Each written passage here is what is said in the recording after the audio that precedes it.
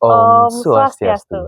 Halo Halo semua Sobat tahun Bali Bali dan dan teman-teman teman-teman semuanya. semuanya. Wah, senang banget ya kita bisa ngobrol-ngobrol sama kalian hari ini. Ya, Tapi sebelum kita mulai, kita perkenalan dulu nggak sih? boleh. Saya Ayudya Saya Narendra. dari podcast Free Talk. Talk. Bincang-bincang bareng Rektor Talk.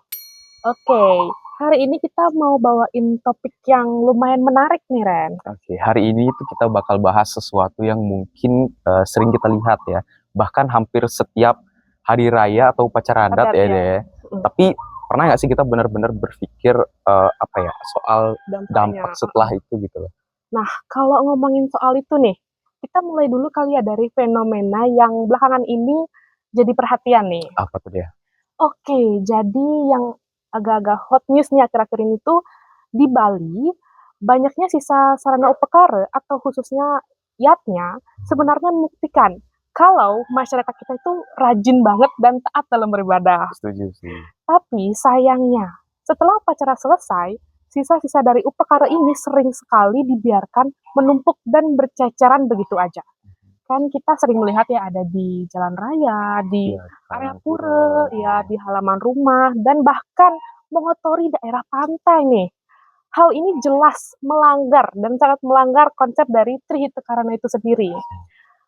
Karena masyarakat terlalu fokus menjaga hubungan dengan Tuhan, tapi lupa menjaga hubungan dengan alam sekitar. alam sekitar, benar banget. Karena kalau dari zaman dulu sendiri ya, sarana upakara itu masih murni pakai bahan-bahan organik kayak daun, bambu yang gampang membusuk gitu ya, gampang terurai gitu ya.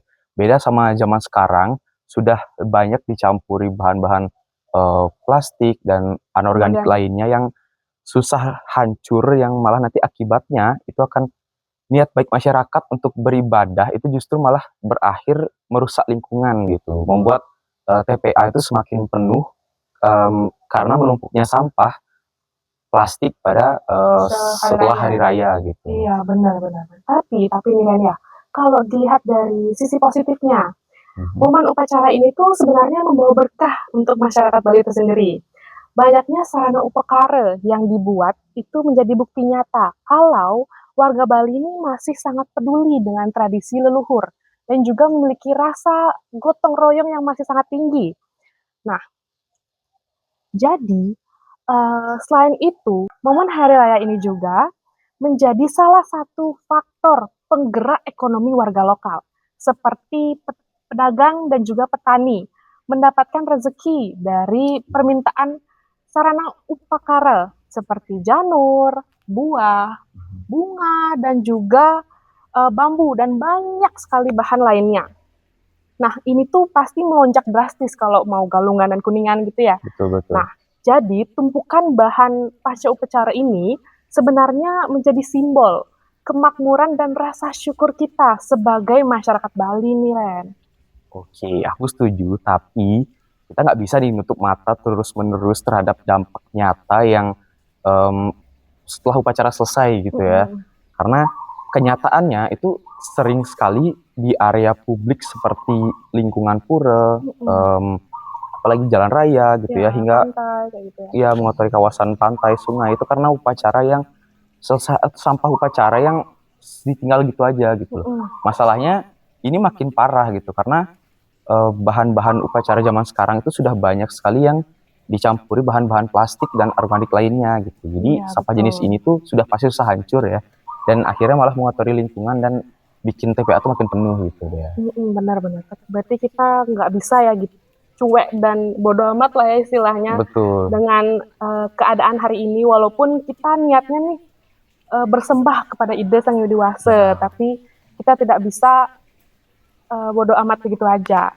Bingung juga ya kok kayak gitu ya. Di satu sisi ini kita emang mikir kalau itu membawa berkah, tapi di sisi lain itu kita nggak bisa cuek.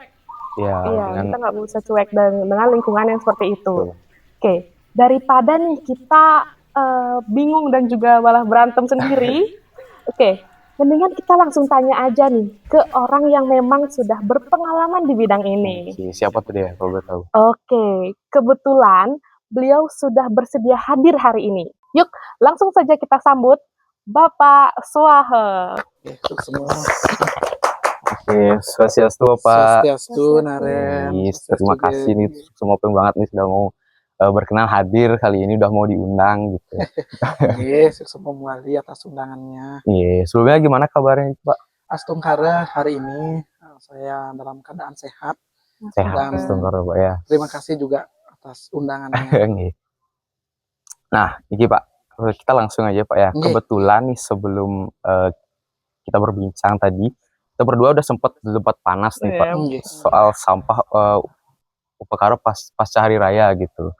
Soalnya di satu sisi tuh kita bangga Pak karena masyarakat Bali itu sangat antusias gitu tentang kalau udah urusan yachtnya gitu Pak ya. Tapi di sisi lain kita tuh juga miris gitu ngelihat tumpuan sampah yang apa ya, yang ngotorin lingkungan sekitar gitu.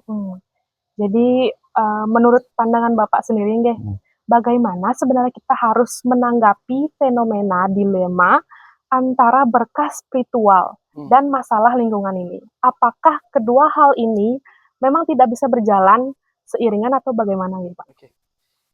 Oke, ya, terima kasih untuk pertanyaannya. Jadi antara sampah dan budaya itu kelihatannya berbeda, tapi berjalan seiringan. Sampah tidak bisa terlepas dari manusia. Saat ini apalagi kita di Bali ya. Di Bali kehidupan itu yang notabene-nya mencari yang praktis, kita gunakan yang praktis. Sehingga setiap orang itu berkeinginan untuk mencari hal-hal yang mungkin lebih efisien. Antara budaya dan perkembangan kehidupan itu tidak bisa kita sisihkan. Dia harus berjalan dengan beriringan. Ketika budaya atau ajaran agama, contoh, dulu masyarakat Bali membuat suatu penyor, tidak pernah menggunakan yang berbahan plastik seperti kabel tis atau yang lainnya. Mereka buat tali dari bambu. Sehingga 100% sampah yang dihasilkan itu adalah organik. Tetapi kedua konteks ini akan bisa beriringan dan berjalan antara modernitas dan kegiatan beriadnya. Contohnya sampah, antara sampah dan sampah plastik dengan yadnya sekarang akan berjalan dengan beriringan. Tetapi dengan catatan ada cara yang digunakan untuk mengantisipasi atau meminimalisir terjadinya sampah plastik tersebut. Entah itu disiapkan dari pemerintah, dipersiapkan oleh orang yang memiliki yadnya, sehingga dari sekian rangkaian yadnya sampah-sampah terakomodir. Jadi bisa yang simpulkan secara singkat bahwa antara beriadnya dengan keadaan sampah saat ini akan bisa beriringan dengan catatan pelaksanaan yadnya meminimalisir dan memiliki cara penanggulangan sampah plastik ataupun organik yang digunakan saat beriadnya.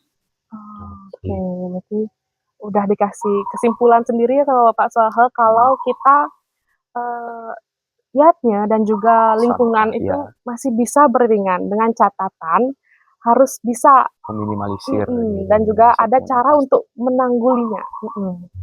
Oke. Jadi gini Pak, saya tuh sempat berpikir Pak ya, bahwa menjaga kebersihan alam pasca hari raya ataupun upacara itu sebenarnya itu juga udah bentuk nyata gitu Pak terhadap penghormatan kita terhadap Tuhan gitu. Nah, dari itu saya minta pendapat Bapak bahwa apakah pemahaman seperti ini tuh udah tepat atau sesuai ajaran agama Hindu tuh? Pertanyaannya bagus sekali dan cara berpikirnya sangat luas. Jadi ketika kita beriadnya, anggap kita ngaturan ke Besakeh atau ke pur besar deh, ke Batur. Kita ini kan bawa canang ke sana. Bawa canang, bawa dupa yang dirangkai sedemikian rupa disebut dengan sodel. Kita bawa ke sana dan kita mau pamit, kita meninggalkan canang juga di sana. Berarti kan sama dengan kita bawa serada bakti kita ke hadapan Ida Sang Hyang Widi hanya bertolak ukur pada spiritual saja. Tapi kita tidak memikirkan dampak dari apa yang kita sudah bawa ke sana. Coba bayangkan, dari masyarakat Bali, seluruh masyarakat Bali membawa eh, canang dan meninggalkan canangnya di sana, di satu tempat, di satu pura yang ya notabene-nya tidak sepadan dengan jumlah masyarakat yang ada di Bali. Maka dari itu saya lihat juga, mohon maaf Becky, saya sering ke Pura Batur lewat belakang. Jadi lewat sebelah sehingga saya melihat pemandangan sampahnya. Ya, ya. Astungkarenya di sana sudah disiapkan oleh pemerintah tentang alat atau alat yang digunakan untuk menyacah sampah organik.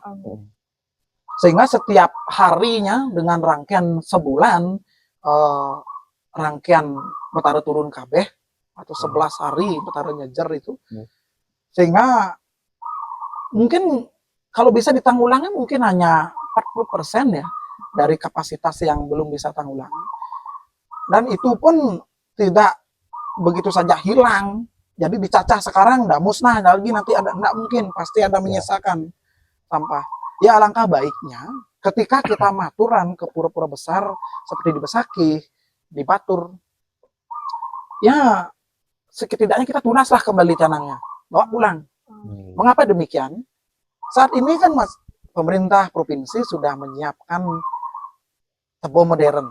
Ya, tebo modern di masing-masing keluarga itu ada. Kebetulan saya punya juga tebo modern. Ya kita pamitin lah. Nah, istilahnya kita lungsur aja canangnya.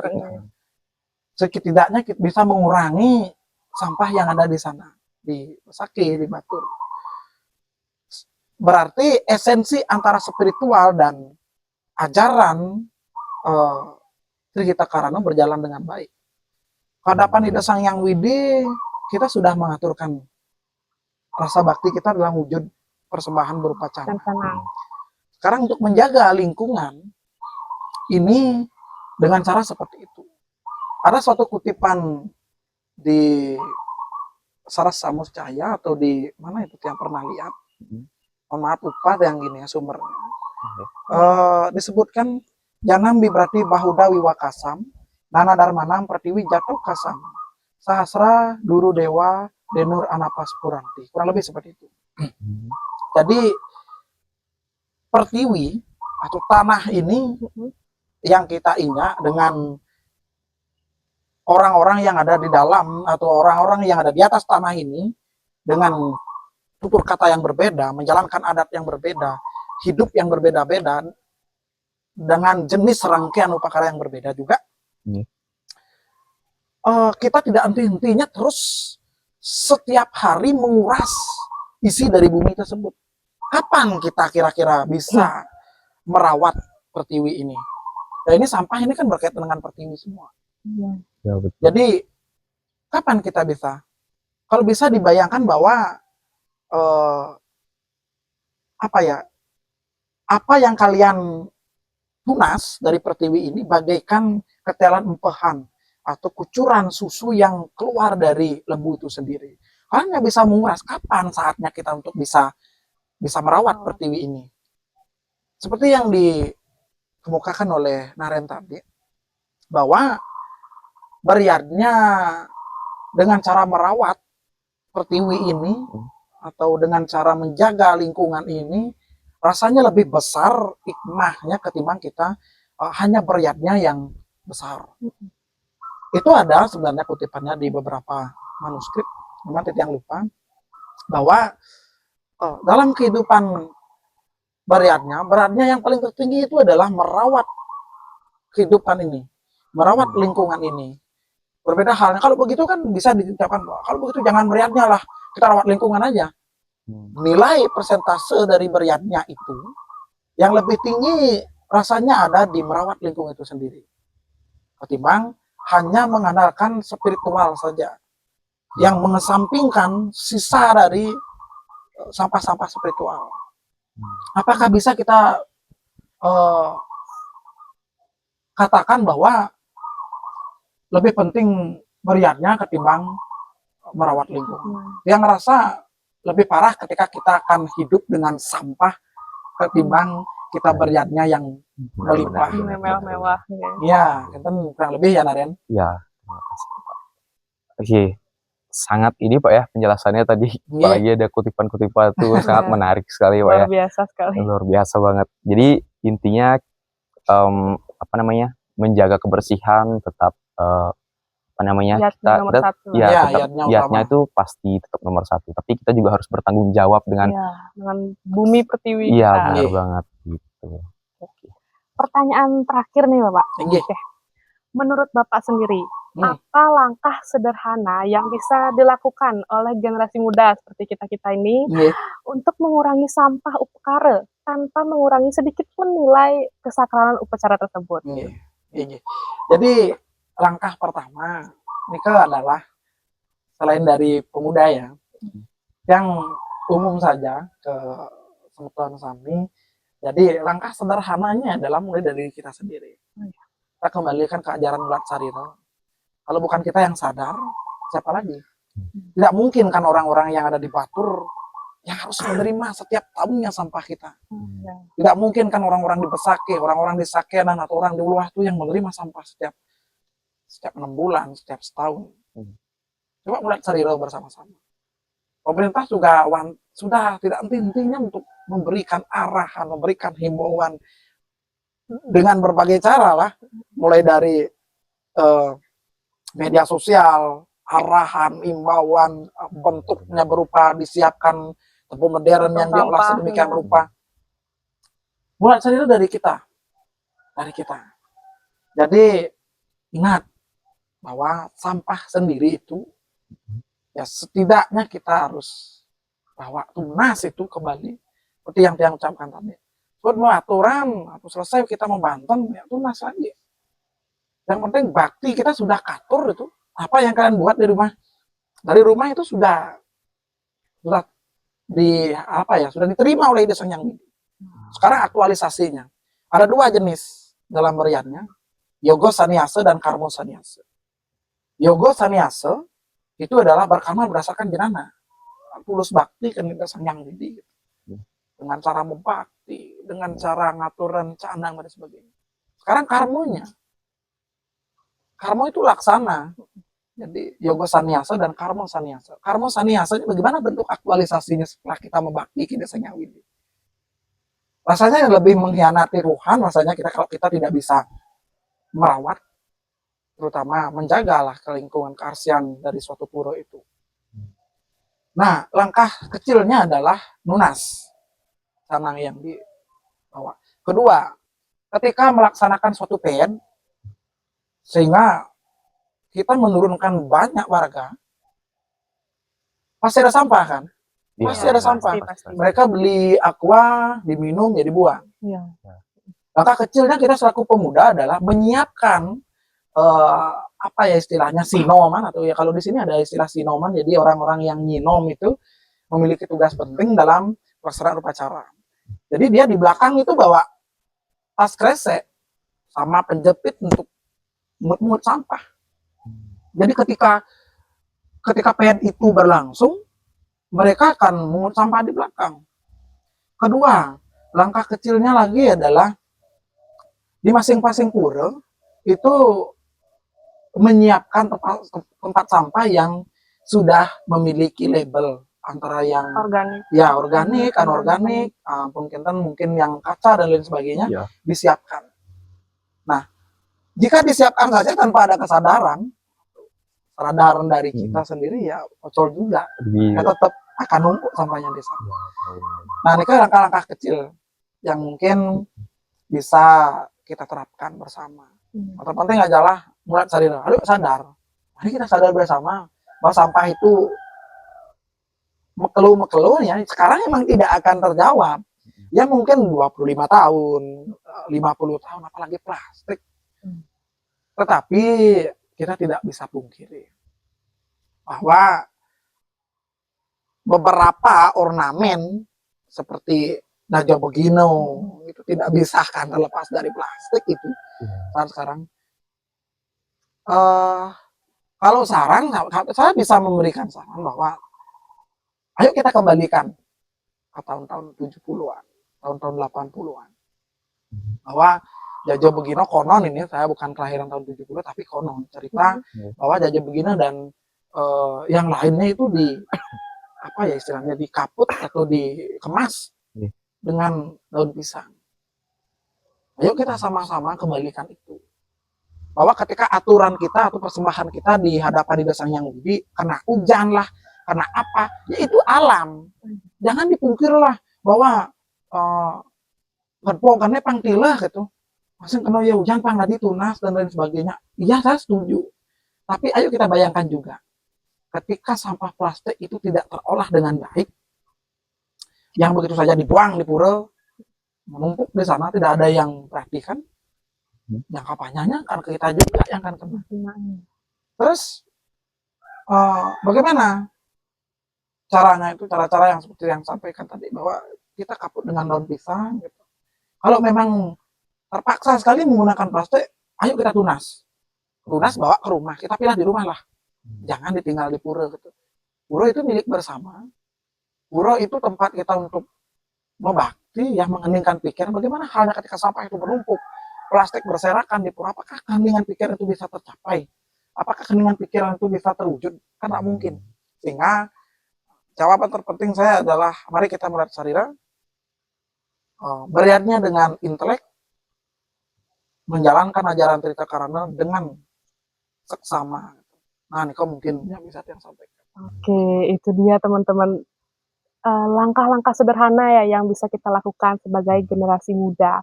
Tapi langkah yang paling penting dan paling utama itu kan pasti kesadaran diri masing-masing ya, kesadaran masing-masing. Diri masing-masing. Iya benar-benar. Itu langkah-langkahnya bisa kalian catat, tapi jangan dicatat aja. Tolong diaktualisasi. Iya benar-benar dilaksanakan gitu ya. dilaksanakan. Iya. Oke. Nah, sebagai penutup nih Ren, sebagai penutup supaya tidak kita buru-buru pergi dari obrolan yang seru ini, kita akan memberikan beberapa pernyataan nih Pak. Ada 2 pernyataan, nanti Bapak bisa berikan menyatakan pernyataan itu mitos atau fakta gitu. Oke. pernyataan yang pertama. Oke, pernyataan pertama nih Pak ya. Iya. Semakin besar dan mewah sarana upakara yang digunakan, dan apakah akan pahala dan nilai spiritual yang didapat itu otomatis semakin tinggi gitu Pak. Oke. ini pertanyaannya emang ya nyelekit lah sedikit. Jadi kalau saya pribadi, saya bisa menyatakan itu mitos. Bariatnya itu tidak bisa diukur berdasarkan besar dan kecil. Jadi masyarakat Bali itu punya klasifikasi dalam bariatnya, Nisto, Madya Utama. Nisto, Madya Utama, Nisto itu bukan kecil, tapi inti dari suatu yadnya. Ketika kita tidak bisa melakukan yadnya atau mempersembahkan yadnya ke hadapan Ida Sang Hyang Widi dengan rangkaian yang kompleks, rangkaian yang besar, melibatkan banyak orang, ya Nisto ini adalah jawabannya. Satu, sarana inti-inti semua. Kedua, melibatkan pawongannya, orang-orang yang akan menjalankan napestane yadnya itu lebih sedikit. Itu adalah yang disebut nisto. Bukan nisto itu bahwa berarti jelek, berarti kurang, tidak. Yadnya itu tidak bisa diukur berdasarkan besarnya suatu yadnya yang serta pahala yang ditunas. Coba kita bayangkan secara logika ya, bahwa ketika yadnya itu besar, dengan kebutuhan biaya yang besar juga, dengan orang-orang yang besar juga, berarti yang beriadnya dan punya pahala besar itu kan hanya orang-orang kaya saja. Benar nggak? Oh iya, benar-benar. Kan orang-orang kaya saja yang bisa punya pahala besar. Sedangkan kita yang mungkin hanya bisa mencukupi untuk makan, tapi berkeinginan dengan beriadnya agar kehidupan ini berjalan dengan baik. Beriadnya pangidang jalan, pemerintahan ngajam biar bisa juga. Berjalan kehidupan juga biar bisa juga kan. Sehingga mereka pasti akan memilih yang nisto lah, atau yang inti dalam pelaksanaannya. Jadi simpulannya, pertanyaan nomor 1 saya jawab mitos itu. Ya, karena memang sebenarnya kita bisa dengan sederhana apa yang aja yang kita punya gitu. Intinya dengan tulus ikhlas gitu ya. Karena banyak juga yang pernah lihat berita bahwa ada yang berjatnya tuh sampai berhutang, sampai kredit gitu. Kan, apalagi seperti itu. Ya.